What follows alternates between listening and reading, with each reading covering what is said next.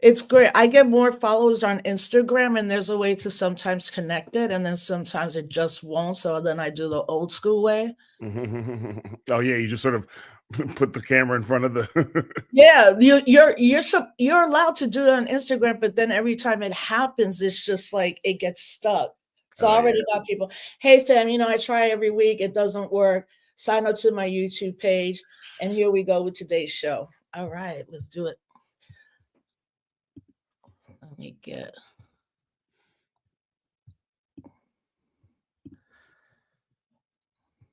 okay. Hey, peace, everybody. It's Rosa. Was hopeless yesterday. Now I'm happy. That's the kind of person I am.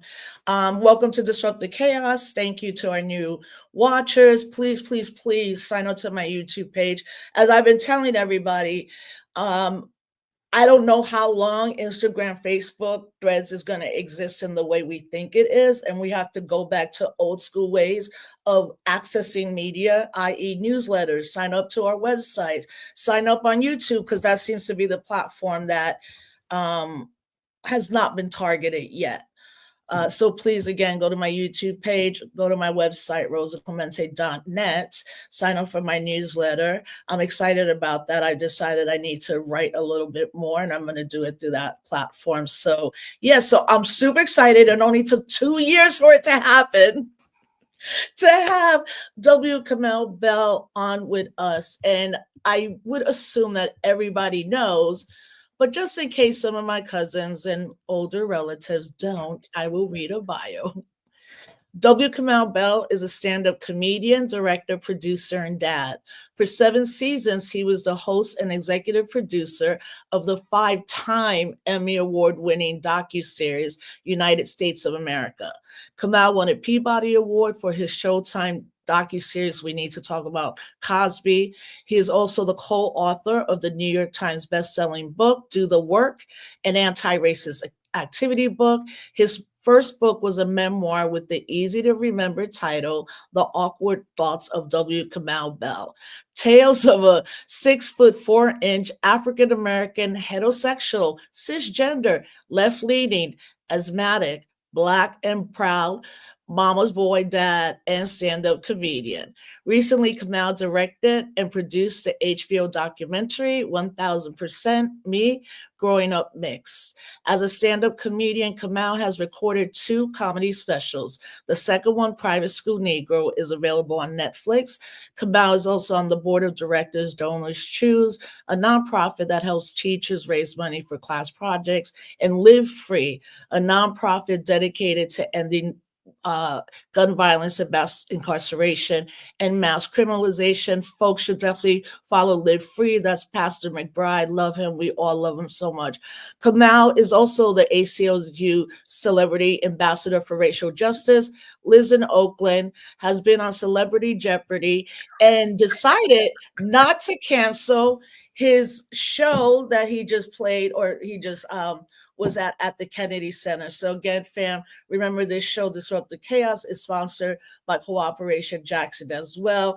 Thank you so much, Kamau. I've seen you everywhere. I really appreciate the time for you to come on. So much to talk about.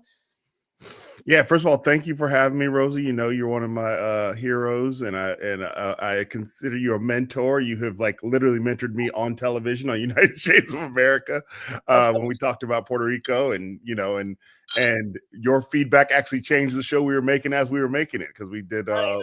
La Boricana in the episode after we talked to you, and so yeah, so I'm always happy to talk to you. Sorry it took so long to get this going. I've just just been doing a lot, but I'm happy to be here and happy that you have this vehicle. Yeah, and also like things are crazy, Yeah, things are crazy. and the crazier things become, we're the type of people that are going to address it in the way. So first and foremost, how are you, your family, and your children doing in this time? I mean, I always have to remember we're doing way better than most people. So, we are safe, we are indoors, we eat regularly, we are able to have some fun when we can. So yeah, and so we're doing better than most, but certainly, I got 3 girls, so a big section of what the Trump administration is doing is targeting, and 3 black girls who are mixed black girls. So they're a big thing, the DEI, the reproductive justice and reproductive rights targeting, and also just the dismantling the Department of Education. All that stuff is sort of targeting my girls on some level. So, but yeah, so it's like they are aware what's going on in the world. Even my 6-year-old is aware, and we talk about it regularly. And then, like I was saying before we got on, I have shown them ways in which I've like spoken out at a rally recently in Oakland. And as I said, my 13-year-old actually was like more impressed by that than anything else that I had done recently. So they understand that like it's not just about, even though I'm a comedian, I'm in show business, that we also have a bigger family purpose than just that. Yeah. So a little bit about your background. Where were you born and raised? It's so funny. It's funny that we haven't had this conversation probably. I know. I mean, I know, but I know, yeah, but I'm just also like it's like it. But so strangely, I was born in Stanford Hospital and was a baby in East Palo Alto when it was called Little Nairobi, but I was only there for a very short period of time. So when people find out I was born in that area in East Palo Alto, people sort of want to talk to me about it, and it's like I was there for 2 weeks. I don't know, maybe 6 months. I don't know, but so then we moved back to Indianapolis, where my mom was from. My dad moved to Alabama, so that I spent every summer. I'd go to Alabama to see my dad, and then my mom would move. We moved to Chicago. We moved to Boston, then Chicago. Then I moved to Alabama. Then I moved back to Chicago. Went to college in Philadelphia at the University of Pennsylvania for a year and a half. Dropped out. Went back to Chicago, and then in '97 I moved out here to the Bay Area to pursue my dreams of stand-up comedy. And thought I was going to be here for like 2 years, and really haven't left. Yeah, I know, 27 years. Yeah. I mean, I think that's great that you moved in places. I mean, I have done that type of amount of moving, but it's usually because I got fired or my parents weren't speaking to me. I was like, I always say I moved a lot because my mom had opinions. She was a black woman with opinions. I mean, just to be able to see and be in other cities in this country when we know like folks sometimes never even leave their neighborhood. So I had that, but I also had a mom that she really took us everywhere, like the national parks. That's why like yesterday, I was like, what? You're going to cut 3,000 national, what did they do? All they do is protect the forest. Like, I'm so confused, like what the chaos that's happening. But then you moved to Oakland, and I remember hearing about you when you had a show. Was that the show with Hari? Yeah, we had a so I mean we had a stand-up comedy tour that me, Hurry, and NATO and a comic named Janine Brito used to do that was called Laughter Against the Machine, and that was just a live stand-up show. And then we had a TV show for a year that was produced by Chris Rock called Totally Biased, which was probably the first time a lot of people heard about me. Because I was like the brand new rising star who's in his mid-30s. Yeah. So like that was the first time I was sort of like got national attention over a prolonged period of time. And we had that show for about a little over a year. Then they canceled that show. And not shortly, then I sort of found my way over to CNN when Bourdain was there. Which I mean, Bourdain was there, Morgan Spurlock was there, rest in peace, and Lisa Ling was there. And they sort of wanted to try to build up a show from the bottom, and that was United Shades of America. Yeah, and you were good friends with Anthony Bourdain, and obviously it impacted so many people that he died by suicide. Yeah, I always watched his show or the travel show, then Lisa, and then you. Like when CNN was actually good. They had. I mean, they kind of had a good lineup until you know. I mean, yeah, Tony dying, definitely. And I want to be clear, I was friendly with him. I don't want anybody to think I'm claiming good friendship with him because he knew he had a lot of friends, but I was certainly friendly with him. But yeah, when Tony died, it really did. It was tragic for the reason that it really affected his family and his daughter, who I think was 10 at the time. And, and so that's the only tragedy that matters. But also CNN never really figured it out after that. I was really like, come to me. I got ideas about how we can sort of do it. And they never really came to me. They just wanted my show. But yeah, now they're just sort of like, I think the only show at CNN now that is like that is the comedy one at night. No, that one, but no, the only travel show is searching for Eva Longoria. Searching for Mexico. Yeah, she's going to Spain. Yeah, I mean, that was Lisa Ling, I'm like, what an incredible journalist. I mean, so many stories I wouldn't, but obviously you with United Shades of America, you know, you won 5 Emmys. I remember you seeing you the first one, and you were like, "What?" I was like, Yeah, no, for sure. "News, I'm getting the award." I remember. Well, here's the funny part. So the night before the award show, CNN has a dinner for the shows that are nominated, and so my boss was at this dinner they had for United Shades and maybe other shows, but we were there, and she says, "Well, congratulations to the whole crew. I'm so proud of you." It was our second season. We were nominated the year before, but we didn't win, and it was our second season. Like, congratulations. Now we're not going to win, and that's fine. And I thought, did they like text her or something? Did they like email her? And they were like, "You're not going to win, and that's fine." And so I really was like, Amy Entelis is super smart. She knows, okay, we're not going to win. So when they did and it was actually LL Cool J who gave me the award that year, and it was just, which is also surreal. I know you. Yeah, I could see it in your face. You're like, I'm just like, I'm the roundabout guy. Yeah, exactly. Yeah, and he sort of laughed before he said the show. He's like, then that LL Cool J laughed and licked his lips, and then I was like. And I was sitting next to Melissa, and I was just like, "Whoa!" Like a sound came out of me that I've never heard before or since. Just like I never had Emmy on my hope I do this. It was never on my bingo card to win an Emmy. So I really do appreciate the fact that I won.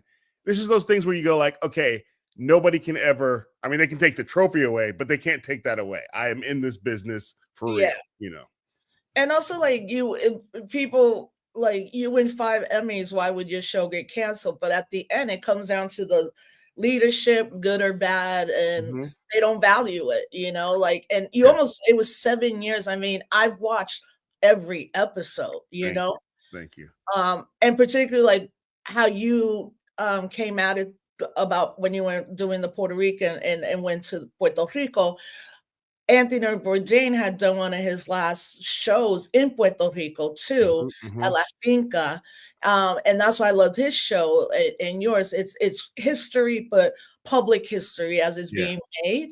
You know, and you covered so many topics that were beginning to bubble.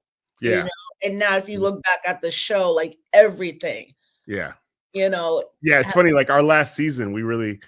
Not that I knew it was the last season, but I was like, I don't like when CNN got bought or I knew when they got bought by Discovery, like things were going to shift. And I was like, so we really went hard in the paint our last season. And one of our last episodes in the last season was, has America gotten too woke? I know that was, yeah. And that was like, and the funny thing is that it was sort of an assignment given to us by the network because somebody at the network wanted us to felt like America had gotten too woke. And I was like, I'll take that topic on, but I guarantee you that's not what I'm going to find out because I've already been traveling the country for 6 seasons. I know America hasn't gotten too woke, you know. So, and so that was our last. Like we had a couple that last season that we did. The other one I'm proud of. I mean, we did a land back episode that season. Yeah, with the Indian Collective. There was also one where you went. Did you go to Milwaukee or? Oh yeah, we went. Well, there was one we went to Milwaukee, like Living While Black. Yeah. Which I found, like, yes, go to other cities where like Black people are. Yeah, like go to where people don't know Black people are outside of the Black people who live there. Yeah.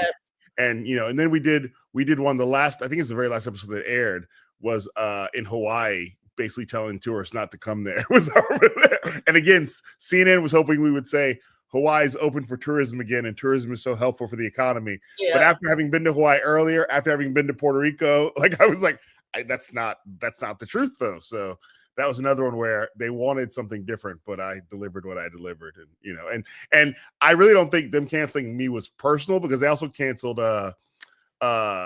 Stanley Tucci, who was just traveling around Italy. Oh, yeah, the eating in Italy, which was like amazing. Why? Yeah, like who doesn't want to see that? So yeah. So the Cosby documentary, you know, I encourage everybody to watch it. It's not one episode, it's 4, 5. It's 4. We wanted to do 5, but it was 4. Yeah, and as I'm watching each episode, I'm like, yo, mad people knew, like they all knew.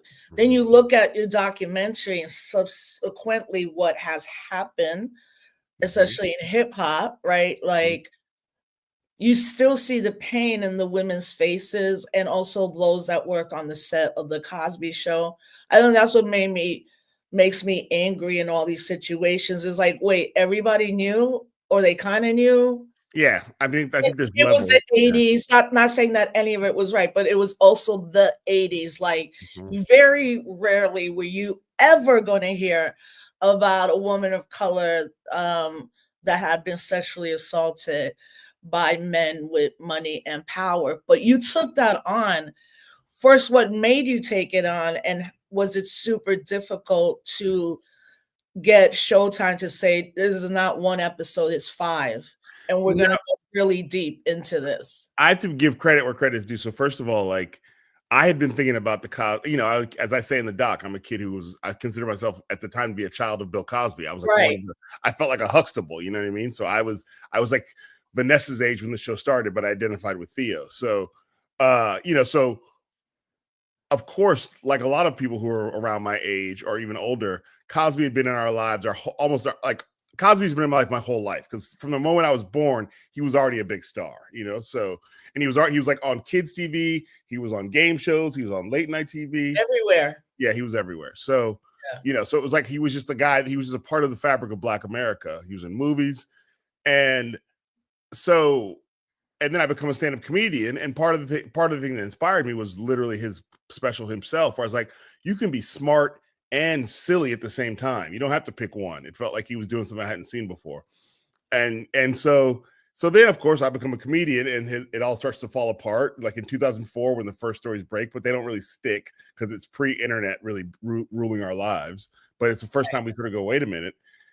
And then in 2014, when Hannibal tells that joke, it was like he told an open secret. We were all like, yeah, we all know that. Like it was just like, Yeah. but we haven't all put it together. And then that led to a survivor writing an op-ed. And the op-ed is what led to like people sort of put it on Hannibal, but it's this op-ed that this other woman wrote. They got other women to come out after that. So Hannibal certainly like lit the wick, but he didn't like set the fire. So, and then it was just like, and so then I saw a couple things. I saw The People versus OJ Simpson, which was OJ Simpson Made in America. That's what it was. OJ Simpson Made in America by Ezra Edelman, which at the time people were like, it's a 5-part series on OJ Simpson. I'm like, who wants to watch that? And then you watch it and realize, oh, it's actually the story of America through the lens of OJ Simpson.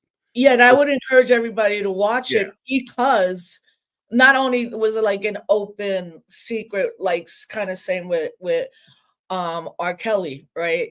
Yeah. But yeah, sorry, I didn't mean to interrupt you. I'm sorry. Go ahead. No. You no, we're here together. But yeah, so it was like, and then I watched Dream, and then I saw Dream Hampton's Surviving R. Kelly right after my third daughter was born, and I would watch it at night while I was like rocking her back and forth in the chair, just because that's the only time I would be up for hours. And so I think really that like my little baby daughter on my shoulder as I'm watching these parents talk about how their daughters got away, sort of like I was like, if you're going to tell the Cosby story, it would have to be like sort of some combination of these two things, like where you sort of let the survivors speak, but you also do a deep dive about America at the same time. And so, and that's what I meant to say, fam, because it was, if you watch it, it's a story about race and racism in America at that time in LA. But that's why the documentary doesn't just say that he was here in Brentwood and then this went down. Yeah. No, so it's like, so I really like, and I've said this a lot, I really like without those two docs, and they both also were multiple part series. You couldn't tell those stories in an hour and a half. So and luckily I'm friends with Dream now, and I got to hang out with Ezra a few times to talk to him about it. But like I just sort of was like, and then I was luckily like in the thing in Hollywood called a general meeting at Boardwalk Pictures, who produced it. And we were talking about how there weren't really a lot of great documentaries about comedians. And Andrew Freed said, could you do a documentary about a comedian who fell? And I think he was thinking about like Louis C.K. And I was like, yeah. And there's been one about him. And I started talking about Cosby, and he was like, I've never thought of that before. And then here's the weird part. They had a deal at Showtime, and the guy at Showtime, Vinny Malhotra, who was running Showtime and made the decision or running the nonfiction department, had been part of hiring me at CNN. Like, so it was like, so this is why I think it's really important. I tell young people like this all the time in business, be polite to everybody you can possibly be polite to, because you just never know where those relationships end up. Don't be big time in anybody. There's some people if you're going to be impolite to somebody, choose to like, you're a person I'm going to be impolite to because I have good reasons. You know what I mean? Like you have wronged me too many times. But if you just are easy to work with and friendly and show up on time, you'll find out, oh, I got this because I knew that person. You know what I mean? So Vinny didn't have to see a pitch. He was like, yeah, let's start working on this, basically. And we started working on it over the course of a phone call. And then at that point, this docuseries, more docuseries were like OJ had been 5 parts, 4 parts was like the thing they were doing then. Now you have to do it in 3 parts because they just have lost, like showbiz thinks our attention span is too slow. So, or too short. So, but back then it was 4 parts. So you get it, you start working on it. What was something difficult? How quickly I found out that I thought, because Cosby was in prison at the time, Right. and I thought that meant people would be ready to talk openly and honestly about him, and they were not.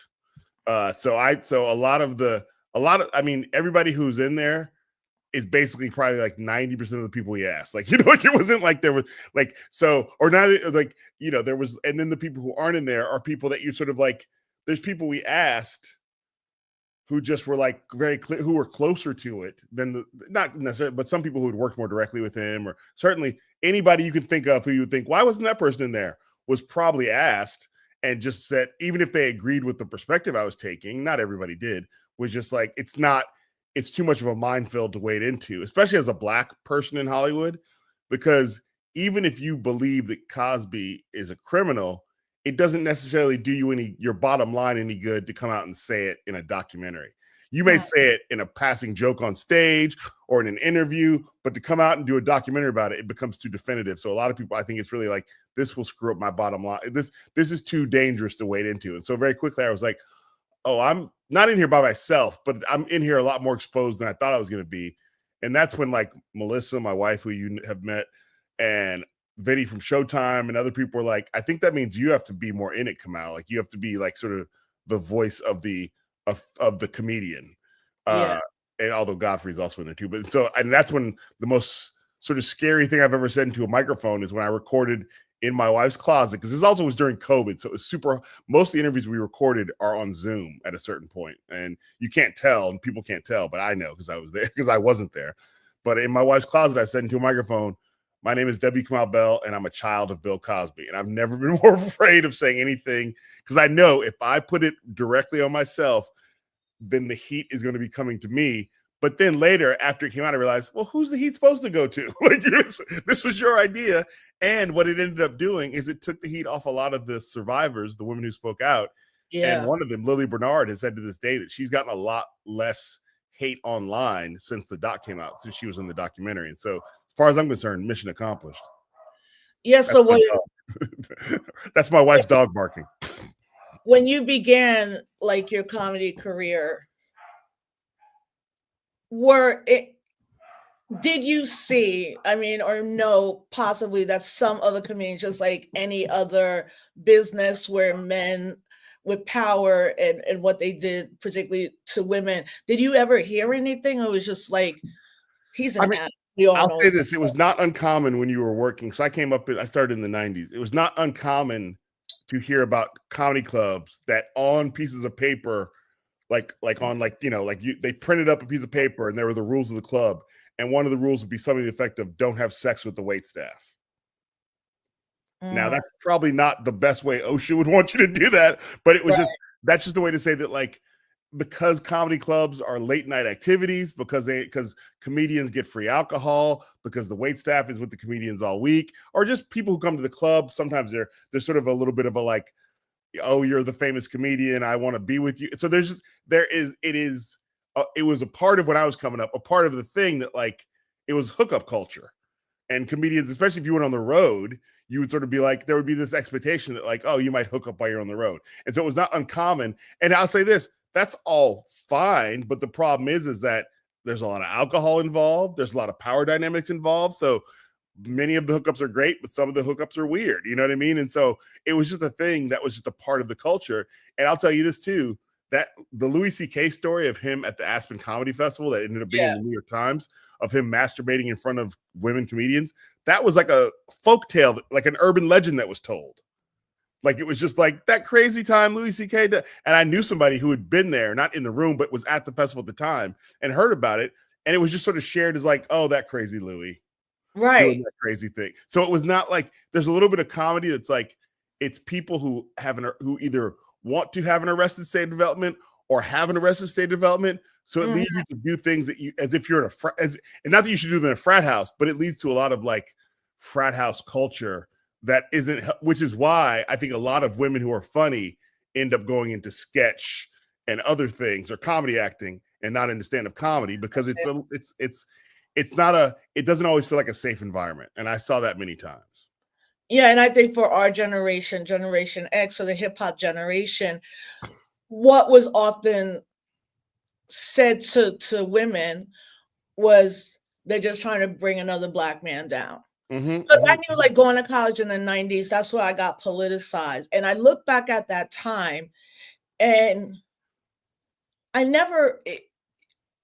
the only thing we were taught as young women when we all go to that freshman orientation, be careful where you go, be careful where you walk, be careful what you wear, right? And the blue lights, you can get to that. Now, as someone who is beginning to get politicized, then began to remember the times where one of my cousins or one of my male cousins would say something stupid while we're all, at Titi's house, or very not respectful, right? But the way we talked about it is like, oh, that's who he is. He'd been boys, like that for 20 years. Boys. Yeah. Right. And then you're like, well, no, that was wrong. But our generation of women, we were taught that, and that was for 20 years, from R. Kelly to Bill Cosby. They're trying to bring another Black man down. Bill Cosby tried to buy NBC. They're trying to bring him down, yeah. And you're taught that. And then at the same time, I'm around other women, but I'm around a lot of men in hip hop, right? Like, and I was always like in the dressing room, like, no, yeah, can't come in, But it also made me think, like, man, did I miss something? For a long time. But once 2017 comes in and Me Too, it's like, damn. And I think that's what you did with your series too. You didn't overly focus on him going to jail. And I think that was critically important, because as Tarana Burke has said, Me Too was not to arrest or go to trial and all that. That's important, accountability, and the women that want to take that role, we got your back. But it's about the survivors, and that's why I liked it, because you had the survivors who you could tell in their faces, I mean, this never going away. And then post that, he then gets out, and who knows, he's probably like in Western Massachusetts, because that's where he went to UMass Amherst. And that's why I'm getting my PhD from. So there were a lot of stories then. But so you do it, it's 5 parts. What was 4 parts. 4 parts, sorry. Was there I think I texted you and said, oh my God, this is amazing. And you might have said, well, we'll see if there's a backlash. Oh yeah. Which there was. Yeah. But you were like expecting it. Yeah, I mean, I always say the great thing about being a stand-up comedian and an only child is that I have a real vivid imagination. So I was pretty prepared. I was sort of like cycling through worst case scenarios of like what would happen when it came out, because I knew that people would have feelings. I mean, I remember one of the first comments when we posted the trailer was some Black person like, I've been a fan of yours for years, but basically that ends today. Like that was like, so somebody who had enjoyed all my work, which was pretty nuanced and supportive of women's rights, and also talked about rape and rape culture, suddenly, like, because I'd crossed the Cosby line, they couldn't go any further. And I just had to sort of like, oh, that dog. As you notice, I said it's my wife's dog, it's not my dog, but my kid's dog. But I sort of knew that, like, as all these Black people who didn't want to do it understood, it's just sort of cutting you off from some Black people, because because even if they believe Cosby did it, which many of them don't, many of these people didn't, but even if some of those people believe he did it, it's again, well, why don't you make it about Harvey Weinstein? Right. You're like, there's 20 documentaries about him. Why don't you make, why are you so focused on the Black man? Because I didn't grow up as Harvey Weinstein as my hero. You know what I mean? And the thing I would say is, like, they're trying to take a Black man down. 100%, they're trying to take all of us down. And that's why it is super important that we don't give them any ammunition. Because So they're trying to take us down anyway. So that part of backlash, but overall, why do you think this docuseries, I mean, would be definitive in a way and very different from the other ones? I think the thing that made it most different is I put myself in it, and I don't think that makes it better. It just makes it different. Like Ezra Edelman didn't have any sort of special love for O.J. Simpson. Dream Hampton, actually, people think it was her idea, but she was brought into that project because they couldn't figure out somebody to make it. So it wasn't even. So that's also different. So she wasn't. And Dream's those people, either she's in the room or you can't tell because she knows how to be invisible. So Dream Hampton's not trying to like put herself out there like that. So I think the difference is I made it personal. And I think that like all of those things are necessary when we tell the greater story of, especially of black men and our responsibility to our people and our responsibility to our people when one of our black men fails us. I think it's just those three are like, you wouldn't watch them back to back to back, but I think they all are sort of the same kind of discussion, and I think that like, yeah, so I had backlash. And even now, sometimes I'll walk down the street and especially I run into a black man of a certain age, be like, I liked you up until that Cosby thing. Right, and I'll be like, did you watch it? And they're like, no, I didn't see it. I was like, all right, well, but I've sort of, people are sort of impressed. I think often that when they say that, I don't run away. I'm like, okay, tell me about it. Why? And so I'm able to stand up for myself. And certainly it was like, I was nervous for a while just because I didn't know. I knew that so let's be clear. It got the best reviews of anything I've ever done in my career by far. It won a Peabody, which is like the highest honor for television. Yeah. So it got all the critical reviews. It didn't, I got paid to do it. So it's not like it made me a lot of money, but it's not like I'm like living off the residuals. It's a documentary. Right. But also I don't know what doors it necessarily closed because people don't call you to tell you they closed a door. But I was always a dude who was sort of slightly on the outside of a lot of Black culture anyway, just based on how I lived my life, not because I wanted to be, but just because I didn't, while hip hop was like Public Enemy and NWA and Dr. Dre was hitting all over the country, I was listening to Living Color, Fishbone, and Rage Against the Machine. So like I've always been like that Black dude. Now I'm great. I'm happy to know that now there are a lot of Black dudes in my wake who are like that. I feel like I was the OG first Blurred, but yeah. So I don't ever. I'm not trying to get into the cool party anyway. So, but maybe I couldn't get it. I don't, and what I found mostly is usually I'm more worried about it than other people are. And especially as time has gone on, more and more Black people, when I'm out in the world, are like, thank you for that. That's the thing I hear most often is thank you for that. No, it's important. I mean, we're, and now with obviously like Diddy and Russell and Bambaataa, it's like, and especially like someone like Puff Daddy, right, is like, because he was made the hip hop god, kind of thing. And the thing I noticed about him is that it was from the time that like that Cassie tape came out till like mainstream Black culture accepting that it was true and he was a bad guy, the time was so much shorter than it was with R. Kelly and Cosby.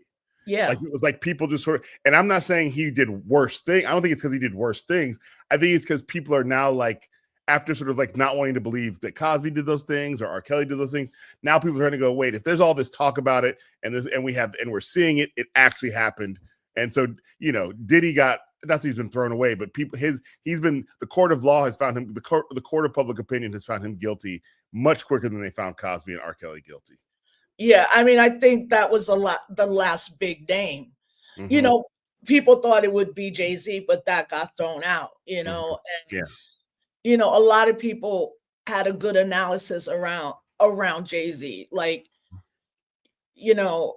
but so now we're here with this administration and you're doing so much, and then you do your work with the ACLU, you're writing books, you're producing. I mean, dude, you're doing it all and raising your family. I'm gonna give all the credit to Melissa, 99%.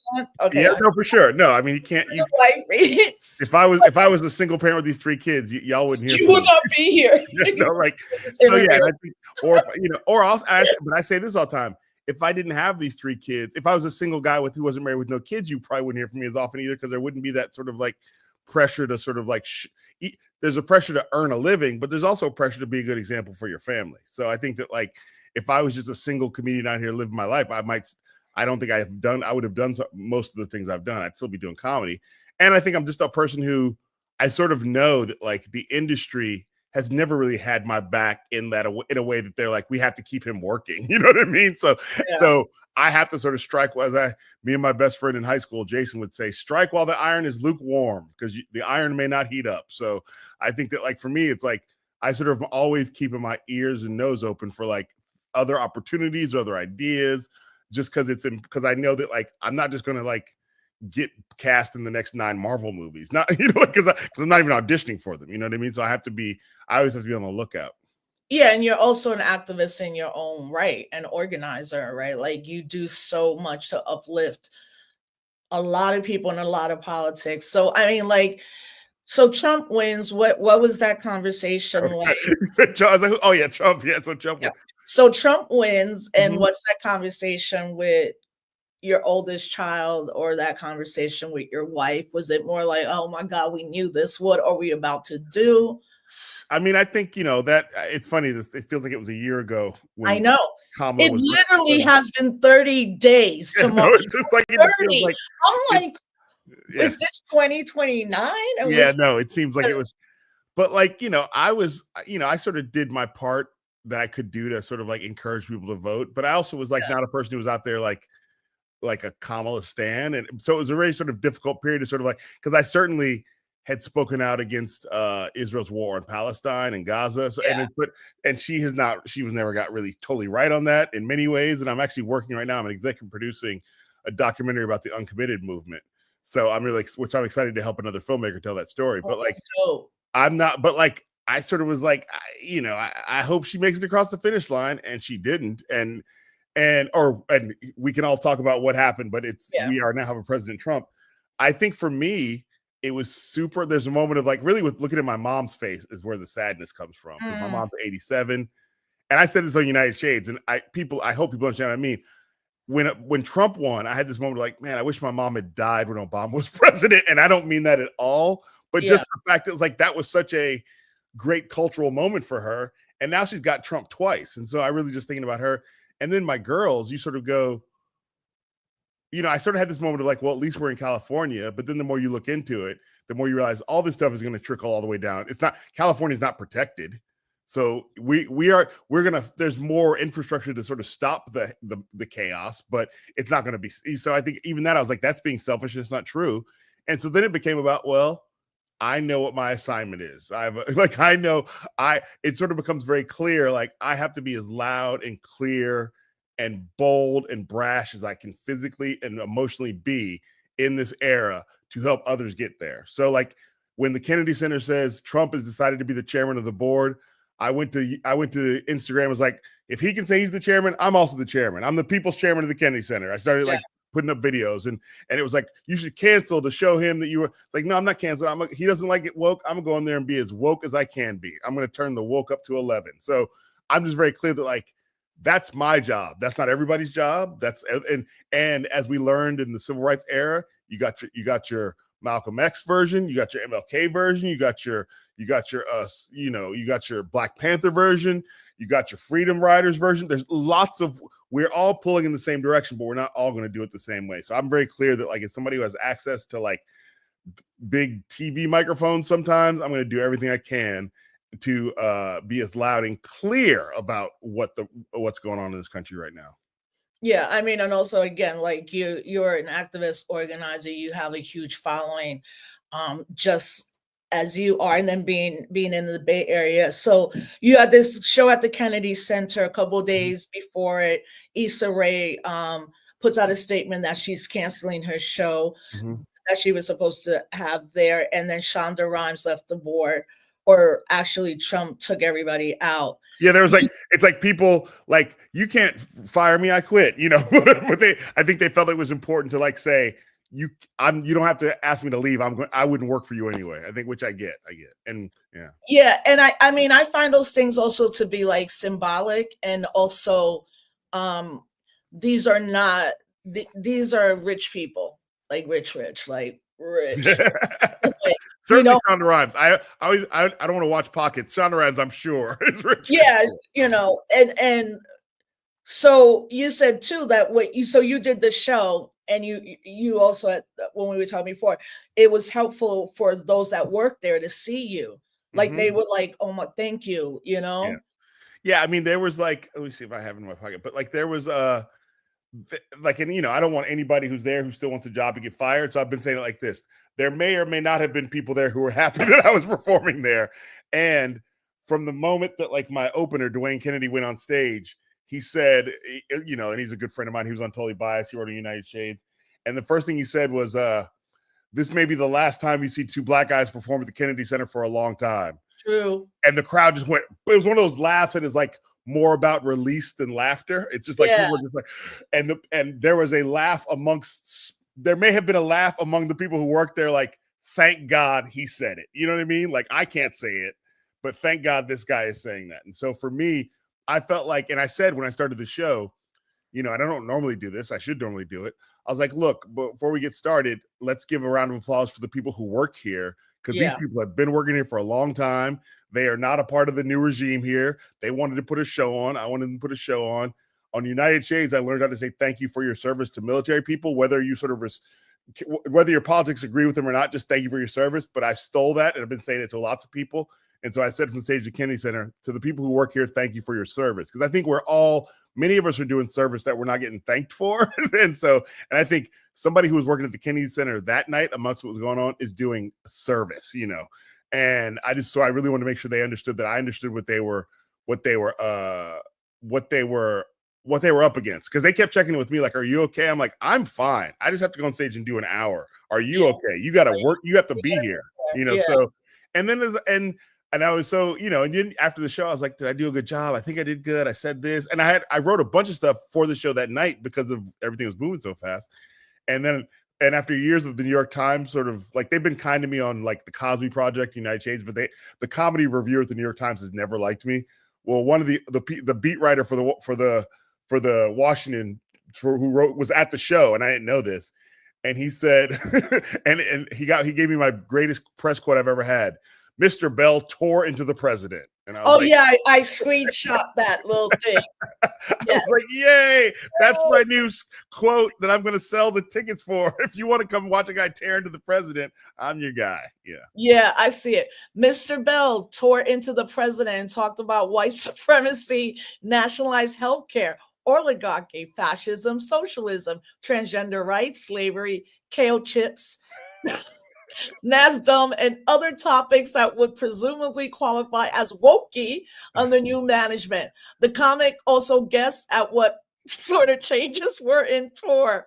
How many times can you give Kid Rock the Mark Twain Award? I have to admit that, like, I read that it warmed my heart. Like, I was like, that's exactly what I was trying to do. Like, and the paper of record saw it, and now that's in print, and I'll be putting that on. I was like, I'm gonna put that on a t-shirt. Like, I just love Mr. Bell because it makes me sound like I'm like a world leader. Mr. Bell tore into the president. Tore into it. He talked about everything, and he wouldn't. And I love that list because, like, I was like, that's. I did mention all those things. Yeah, for sure. I love that you get both transgender rights and kale in it. I know I'll get the kale.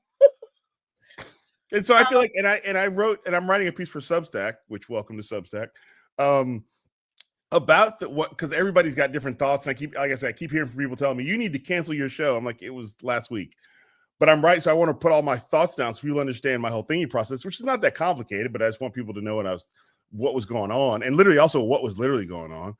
And part of the thing that I wrote about is that, look, part of my job as a comedian, the way I do comedy, is to step into the fray. Right. And to say the things that aren't being said. It's like, and I know when I say that, I'm standing in the giant footsteps of George Carlin, Lenny Bruce, Mort Saul, Richard Pryor, Margaret Cho, Wanda Sykes, Janine Garofalo. Like, I'm not doing this. I didn't invent this. My job is to stand in the giant footsteps of those people who have gone on stage and spoken truth to power and been funny at the same time. And so my job is to try to do the same thing. I get like a ballet dancer is in a more difficult position because they can't necessarily speak truth. They can't speak directly to the audience necessarily and still do their thing. But I am lucky enough to have a job where I can still fulfill the contractual obligations of making people laugh and call and tear and tear into the president. So what I mean, you're doing so much. What are the next kind of things around the administration? Like, what work are you specifically doing, or being the ACLU and ambassador, or it's just going to be part of like your daily life? Well, I mean, Like, I think like I said this to Kelly, my right hand, Kelly Rafferty. And I said, look, we've sort of been training for this for like the last, she's been with me for 7 years. I was like, I've been training this for the last 15 years, like how to sort of operate under the oncoming boot of fascism. Like I've been sort of doing all this work. So I'm going to continue doing that work. And where I can, I'm going to amp it up. So like I had last year signed on to be the ACLU's podcast host for their podcast At Liberty. And they've had the podcast for years, but they've never had anybody who's had a platform as big as mine to host it. And so that's going to bring more people to hear the work, to understand not only what the ACLU is doing, but also how they can support, and also how they can get the ACLU's help if they need it. So that's like a thing I'm doing. This book coming out, Who is Government, that I'm have a section in with Michael Lewis about like why it's important to have federal workers, which is coming out at the exact right time as Trump lays off people without even knowing what they do and why they're there. And then like the big work, like is also, I tell people, like first make sure you're okay. And you need to hear this too. First, you have to make sure you're okay in your body and in your soul and in your spirit, and that you're taken care of. Then you extend out to is your family okay? Because you can't take care of your family till you're okay. And then you get to your community, and not everybody's gonna be able to make it all the way out to their community. Some people are gonna be doing enough just to help themselves and their family. And so for me, we've been working on over a year now, how to make Oakland a better place for filmmakers to work, which doesn't sound like it's related to the Trump era, but it's related to like creating more economic opportunity for people, for Black and brown folks in Oakland, so that they don't get squeezed out of their houses as the market rises up under this Trump era, continues to rise up. So it's like, I see that as being as valuable. The collective that, I may be wrong in saying, but it's you and Fabiana Rodriguez. Yeah. So it's called. Can you break that down for folks? Because I really love that. Not that y'all only did it, that then the city council stepped up to support it in different ways. So it started out being called the East Bay Film Collective, but now we colloquially call it Make It Bay. It's about it's about getting people to make more things in the Bay and getting the Bay to make more things about itself. So the idea is being that like I sort of I had a meeting with the then mayor, who was recalled, but it's all the good work has been done already. But like me and the mayor reached out to me about, can we talk about how to make filming better in Oakland? I brought in immediately Pastor Mike, because as much as I am seen as one of the voices of Oakland, I know that he is actually a community leader in a way that I could never be.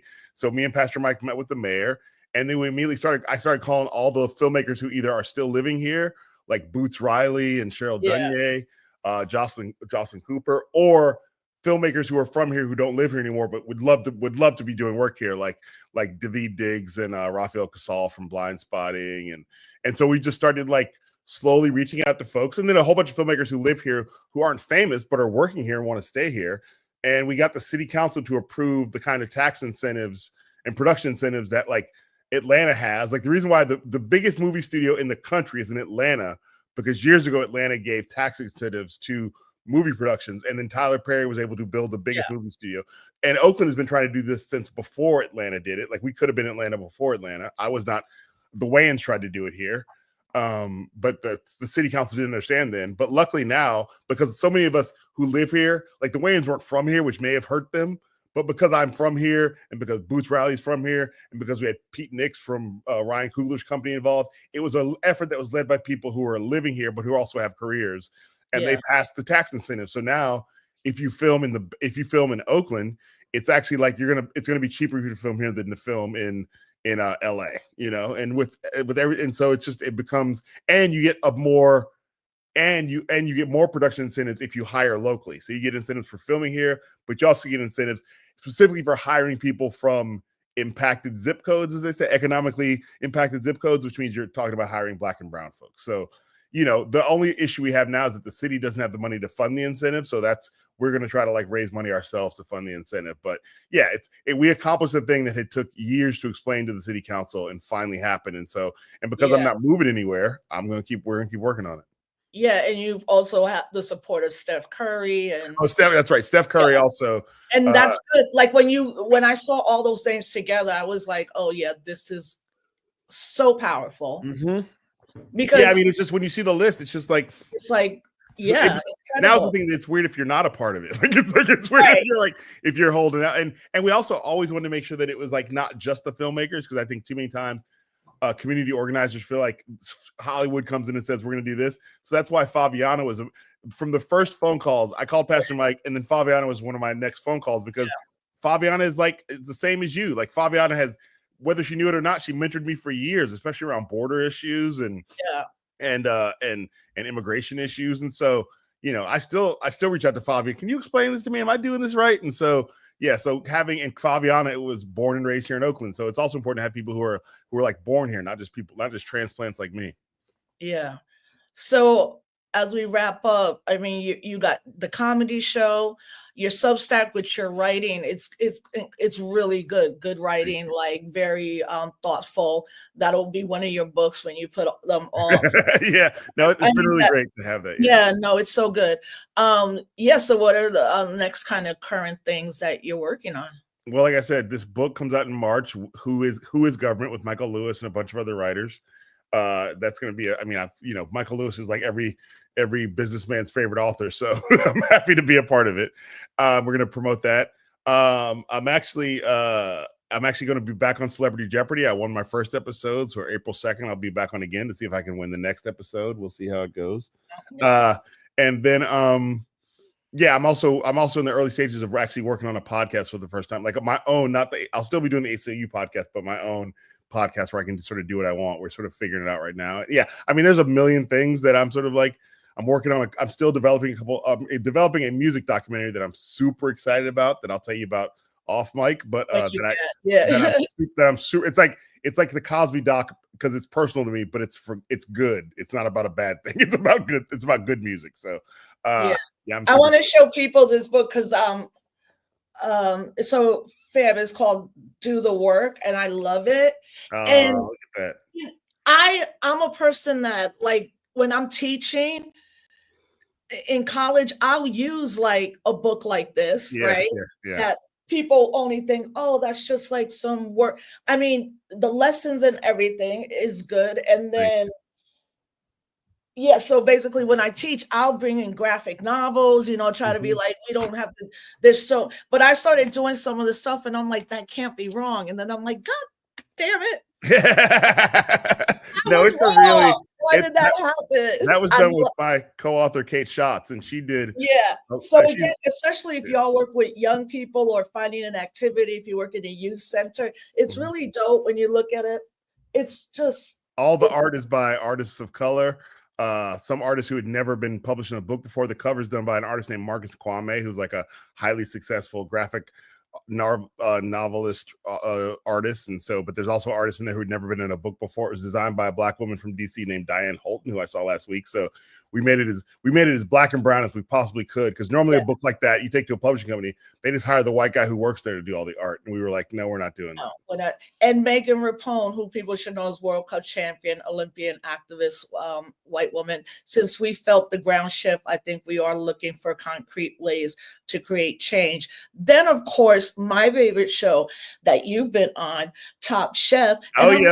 I'm like, Padma, let me read this. I'm like, Padma's beautiful. Padma, me and Padma, it's funny how must have been like, hey. I mean, I'm trying to think when the first time. Here's the weird part. So she's a big fan of stand-up comedy, and so we had like become friendly on Twitter, and she asked me to be doing some of her stand-up comedy shows, but she didn't realize I didn't live in New York, and so I just never did them. But then we stayed in touch, and so now it's like, she's like somebody, if I see her, it's like, hey, Padma. And I'm like, it's so weird I feel weird about talking to the people from TV. Like, I feel weird about all the people are like, how does he know her? I know, exactly. I'm like, I like what she says. This clever activity book is simple and fun. And that's why I liked it. And I also, what this made me think of, which is something I always talk about when I'm speaking, maybe one day I'll be able to get a gig, since all of us, as much work as Cabal's doing, fam, like we've all been No, impacted for sure. Yeah. so much, and like it's been community particularly that has held me at this moment. But what I always say is, and this usually happens when there'll be one white young person and they'll say, you know, everything we do is wrong, or I feel guilty for being white. I'm like, well, don't feel guilty. Like, Mm-hmm. we don't got time for that. But I tell people, we have to tell white young people the history of the resistance of some of their people. We could go and look at the Underground Railroad, abolitionist movement, John Jim Brown. Crow. We could go to the 80s. We could talk about Students for Democratic Society, that then the more radical wing of the Weather Underground. We can say that Alora Whitehorn or Naomi Jaffe were in prison because of their work around the Rainbow Coalition, Chairman Fred. But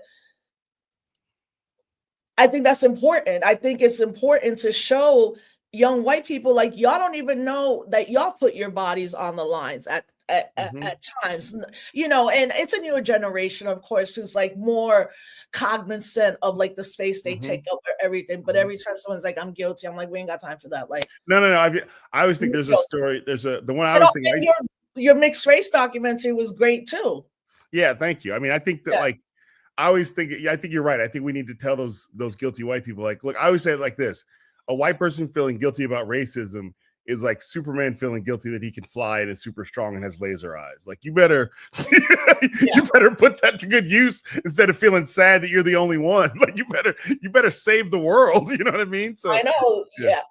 I mean, especially now in colleges and universities, and just so much backlash and the ferocity of all this. So I'm so glad I was able to, I know you're so busy, you were able to be. No. I'm happy we finally figured it out. Mostly it was just me like forgetting yeah, that sounds good, but forgetting to text back. So you're doing a lot, man. Like a lot. Like, you got to take care of yourself too. I mean, you have no. That applies to everybody but me. I don't know. That applies to Well, what we don't want, which is my friend always says, we don't want martyrs in ours. So the same thing, like, take the beat, take a step back. Like, it's only been 30 days, even if it's felt like hundreds of years. And we're all going to go through it together at a very different level, but everybody has a role to play. So W. Kamau Bell, thank you so much for coming on. I'll talk to you again. Please give the fam my love. And me and Justice will see you in Boston. Yeah. Oh yeah. I need to put you on the don't buy tickets. Make sure you put. I'll be like, he didn't put us on the guest list. No, that might happen, but you have my number to text me. I'll be like, that happens all the time. Put them on the list, but yeah, please don't buy tickets. Okay. No. Okay. Everybody else buy tickets because you're not. And check out Kamal's website, and he's on tour right now, and like I said, doing so much. Substack, Substack is where I want everybody to go. Yeah, you're killing it on that. I'm reading it every day. Substack is also called Who's With Me, like my comedy tour. Yeah. Well, thank you so much. I appreciate you. Got mad love for you, and I'm gonna see you in May at your show. And stay safe out there on the road. I will. You stay safe where you are. I will. Thank you, Kamal. Thank you.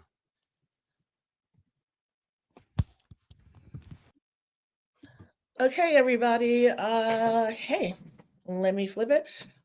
So everybody, tomorrow I'm going to be doing Can't Stop Our Blackness at 7 p.m. with Hiram Clemente. I'm about to post a promotional, consider donating to the show as I try to grow it. And, I hope this show is giving you a little bit of respite, even, once or twice a week. So tomorrow, just Can't Stop Our Blackness at 7 p.m.